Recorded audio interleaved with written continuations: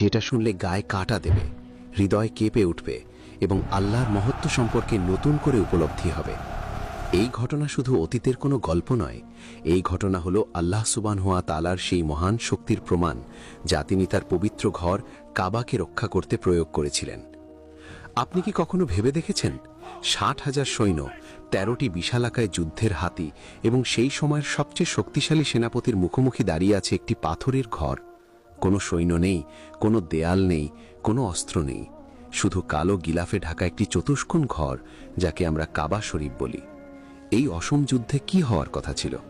স্বাভাবিক বিচারে তো কাবা মাটিতে মিশে যাওয়ার কথা ছিল, কিন্তু আল্লাহ তাআলার পরিকল্পনা আলাদা ছিল। তিনি দেখিয়ে দিলেন মানুষের শক্তি তার শক্তির কাছে কতটা তুচ্ছ। আজকের এই গল্পে আমি আপনাদের নিয়ে যেতে চাই সেই দিনে, যেদিন আকাশ ঢেকে গিয়েছিল অদ্ভুত পাখির ঝাঁকে, যেদিন পৃথিবীর সবচেয়ে শক্তিশালী হাতি হাঁটু গেড়ে বসে পড়েছিল কাবার সামনে, এবং যেদিন একজন অহংকারী শাসকের দেহ জীবন্ত অবস্থাতেই পুঁছতে শুরু করেছিল। চলুন শুরু করি সেই মহাকাব্যিক ঘটনা। প্রথম অধ্যায়, ইয়েমেনের বুকে উচ্চাভিলাষের জন্ম। আজ থেকে প্রায় ১৫০০ বছরেরও বেশি আগের কথা। তখন ইয়েমেন স্বাধীন ছিল না। আফ্রিকার অন্যতম শক্তিশালী সাম্রাজ্য আবিসিনিয়া, যাকে আজকে আমরা ইথিওপিয়া বলি, সেই সাম্রাজ্যের অধীনে ছিল ইয়েমেন। আবিসিনিয়ার সম্রাট নাজাশী ছিলেন খ্রিস্টান ধর্মের অনুসারী এবং তিনি ইয়েমেনে তার প্রতিনিধি হিসেবে একজন গভর্নর নিয়োগ করেছিলেন। সেই গভর্নরের নাম ছিল আব্রাহা আল আশরাম। আব্রাহা ছিলেন একজন অসাধারণ মানুষ, তবে অসাধারণত্বের সাথে সাথে তার মধ্যে ছিল এক ভয়ঙ্কর অহংকার। তার শারীরিক গঠন ছিল বিশাল, যুদ্ধক্ষেত্রে তিনি ছিলেন অপরাজেয়। তার মুখের একপাশে একটি গভীর ক্ষত ছিল, যা তাকে যুদ্ধে পাওয়া আঘাতের শ্রামক হিসেবে বহন করতে হতো। এই ক্ষতের কারণেই তাকে বলা হতো আল আশরাম, যার অর্থ হল বিদীর্ণ মুখওয়ালা। তার চোখে ছিল এক অদ্ভুত দীপ্তি যা মানুষকে ভয় পাইয়ে দিত। তিনি ছিলেন ধূর্ত কূটনীতিক, চতুর পরিকল্পনাকারী এবং নির্মম শাসক। আব্রাহা শুধু একজন রাজনৈতিক শাসক থাকতে চাননি, তার উচ্চাভিলাষ ছিল আকাশচুম্বী।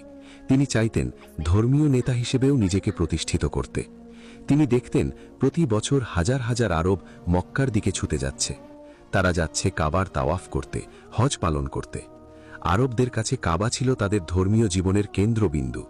যদিও তখন কাবায় মূর্তি পূজা হতো, তবুও তারা জানত এই ঘরটি ইব্রাহিম আলাইহিস সালাম নির্মাণ করেছিলেন। এই ঘরের প্রতি তাদের শ্রদ্ধা ছিল অপরিসীম।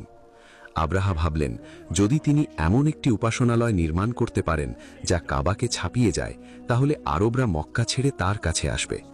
এতে তার রাজনৈতিক প্রভাব বাড়বে, অর্থনৈতিক সমৃদ্ধি আসবে এবং তিনি হয়ে উঠবেন আরব বিশ্বের সবচেয়ে প্রভাবশালী ব্যক্তি। এই চিন্তা মাথায় রেখে আব্রাহা সানা শহরে নির্মাণ করলেন এক বিশাল গির্জা, যার নাম দেওয়া হলো আল কুল্লেস। এই গির্জার বর্ণনা শুনলে আপনি বিস্মিত হবেন। এই গির্জার দেয়ালগুলো ছিল সোনা ও রূপার পাত দিয়ে মোড়ানো, স্তম্ভগুলো ছিল হাতির দাঁতের তৈরি, যার উপর ছিল অপূর্ব কারুকাজ। রাতের বেলা এই গির্জায় এত বেশি প্রদীপ জ্বলত যে মাইলের পর মাইল দূর থেকে এর আলো দেখা যেত।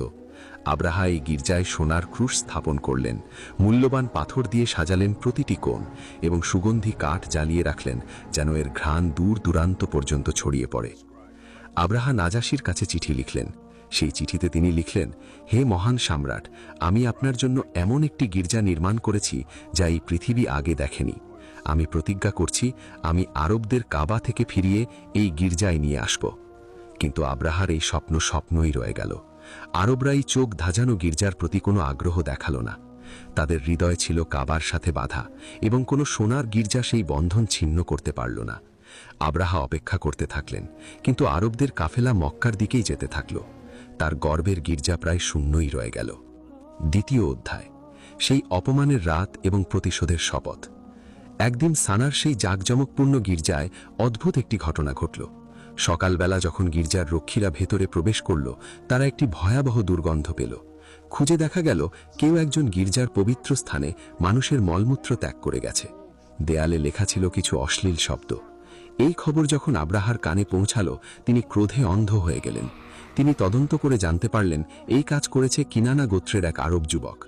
এই যুবক শুনেছিল যে আব্রাহা কাবাকে অপ্রাসঙ্গিক করে দিতে চায় এবং এই অপমানের প্রতিশোধ নিতে সেই কাজ করেছিল। সেই রাতে আব্রাহা একা তার প্রাসাদে বসেছিলেন।